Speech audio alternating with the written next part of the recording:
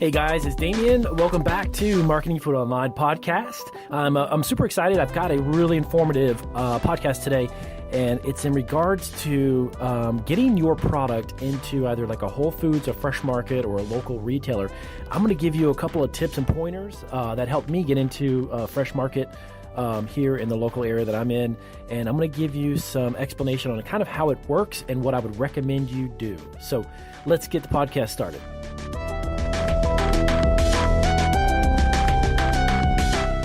All right. So how do you go about getting your product into a retailer if you've never done it before? How does that actually work? And then what would you need to do to make that happen if you've never experienced it or you're just not familiar with the process? So I had an email from a subscriber of mine actually on YouTube that was curious to know, wanted to get a product in a local retailer. So this is I'm going to explain to you exactly what I did. And then I would definitely take some notes and then incorporate the best method to deliver it yourself as far as what I'm about to tell you. So the company that I was going into was actually Fresh Market. Fresh Market, if you're not familiar with Fresh Market, it is similar to Whole Foods. It's a health food kind of a store. They carry a lot of grocery items and standard pantry items and such, but it's kind of a unique store. And they're actually a great company to work with as far as being a vendor. So how did I do it? Well, I basically figured out the best way to do it is to go to the store and befriend or create a relationship with the store manager. At first, what I did is I physically went to the store, asked for the store manager. I introduced myself, shook his hand, and explained to him who I was and what I was looking to do. At this point, I didn't bring a sample. I didn't bring any of that stuff. I simply just wanted to ask a question about how do I get a product in your store? And super, super helpful and very, very nice. Gave me a corporate buyer's number. So from there, what I did is I called the corporate office, and how it works with Fresh Market, and of course Whole Foods and other companies actually work pretty similar to this. But how it works with Fresh Market is I went ahead and spoke with their regional buyer, and the regional buyers are actually in charge of just a segment or a section of the country, like a southeast region or northeast or central, in the middle of the country, or west, the western part of the country, northwest and such. So the companies break up their buyers into those regional areas, and here's the reason why. When you introduce a product at first, when you're starting out and you're relatively small, you honestly can't take on 800 to 1,000 stores right off the top.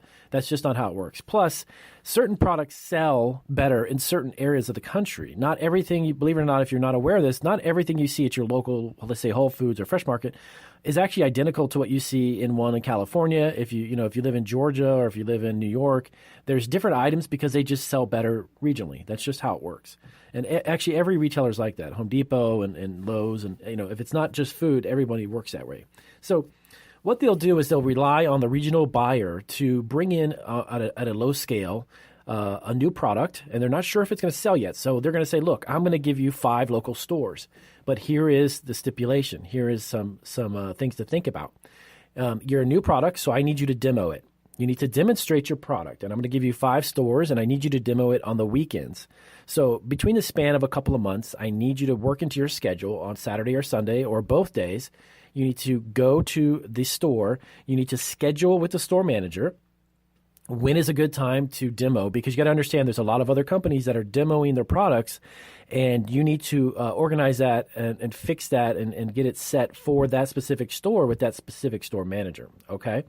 And you can demo it for like an hour. Normally he'll say, hey, you know what, I'll give you an hour, I'll give you a couple hours, no problem.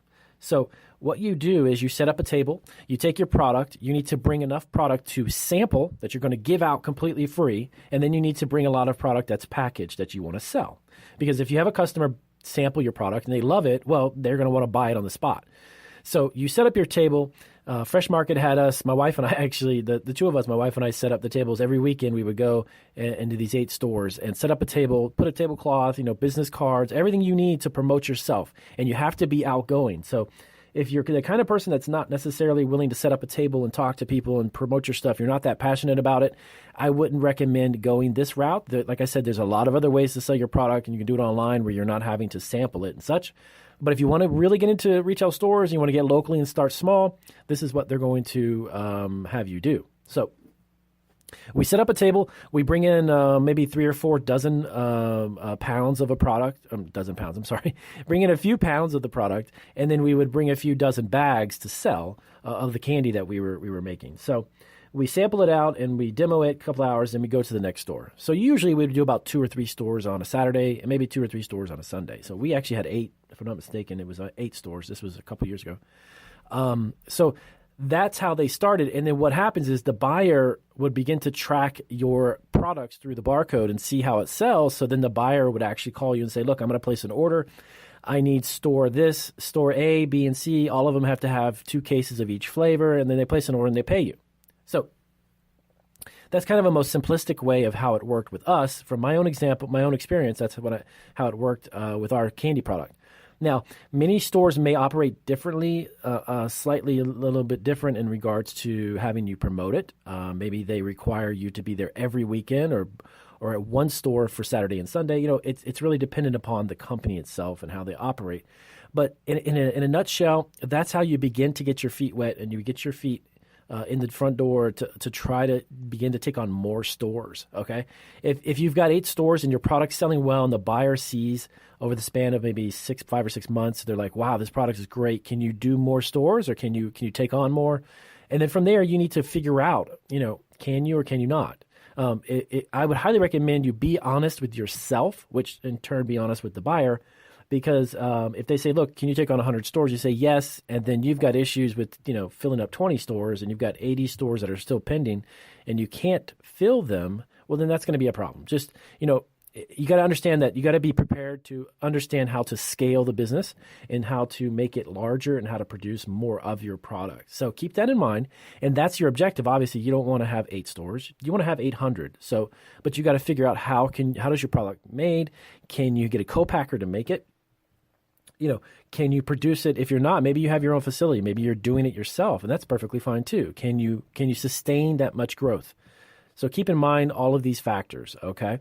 Also, if you have a product that's a refrigerated product, let's say some type of butter spread, and it's flavored or what have you, and you've got a product that has to be maintained at a temperature, it could be a little more tricky trying to get a product sampled that way. Of course, if you had butter sitting out on a table all day and you're sampling it on bread or crackers, it could be a little bit of a challenge. So keep in mind, if you're doing frozen food, obviously, it may be a little more difficult because you have to set up a microwave, heat up your frozen food dinner, have them there available, show them where they're at in the freezer case.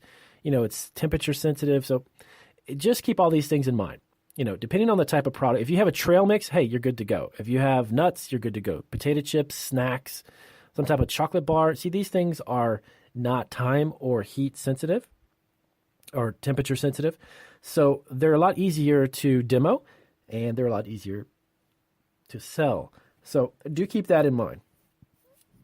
So that would be basically, to be honest with you, the most simplistic way. Actually, one other thing I was going to mention to you, now that Amazon actually owns Whole Foods, they are redoing a lot of their requirements for vendors. They're reevaluating their relationships with vendors. So keep this in mind. Whole Foods is operating at a much different type of operation now from what I've seen online, the resources I've been reading. They may require a certain type of a procedure to get your product in Whole Foods now because Amazon owns it. They will probably end up operating it completely different than the way it was before, and that's fine. Just be aware of that.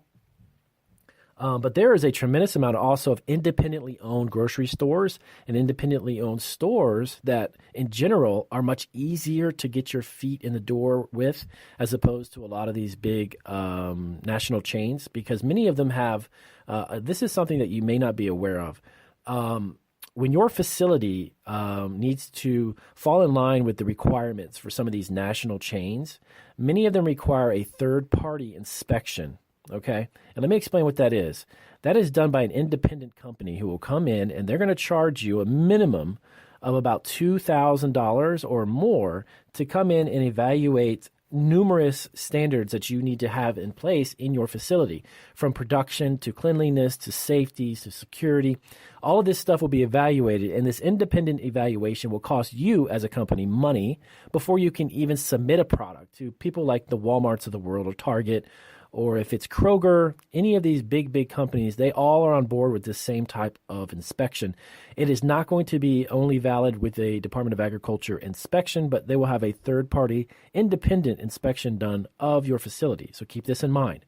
When you're dealing with mom and pop grocers, they set their own procedures and policies, and many of them that are locally owned, let's say they have, again, 4 or 5 stores, and it's, Jim and Susie's grocery store, and they love your product, they may bring it in and not have to have all that. Department of Agriculture inspection or a health department inspection would be sufficient. So keep this in mind. When you're dealing with the big boys, there are a lot of other inspections and investments that need to be made before you even get your product to be looked at, okay? That's not guaranteeing that it's going to be on the shelves. That is just to have it examined, if you will, to see if it's something that's a good fit for them. So be aware of the investment that may be required just to have it looked at, okay? All right, so I'm going to keep this podcast, as I always do, keep it short and sweet. I hope this information was helpful. If it was, please do give me some feedback. I appreciate it. If you're looking for some more one-on-one consulting with me directly, my email consulting is one of our best values. It's $12.99 a month, and it's easy to sign up. It's on a reoccurring payment program, and that will actually reoccur every month, so that way you can continue each month after month working with me directly, and I'll help you get your food product either on retail shelves or help you develop an online presence through a e-commerce store. So I appreciate you guys listening, and thank you again for the support. And again, check out my YouTube channel. If you haven't seen that, it's actually go to YouTube, and in the search box, type in Marketing Food Online, and our channel will pop up. And I have over 200, we actually have nearly 300 now, 280 or so, 270 videos, and they are loaded with a lot of free information. Thank you guys, and I hope you have a fantastic day.